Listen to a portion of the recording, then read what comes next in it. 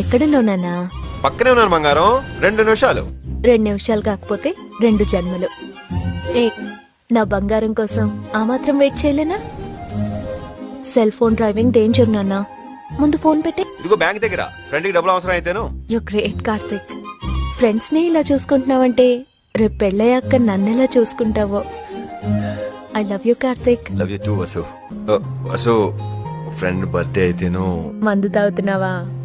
కానీ వసు ప్రామిస్ పెళ్ళైన తర్వాత మానేస్తాను. నేను అడిగానా? కానీ ఎక్కువ తాగద్దు. 2 అంటే 2 పెగ్గులు తాగేసి జాగ్రత్తగా ఇంటికెళ్ళి పడుకో.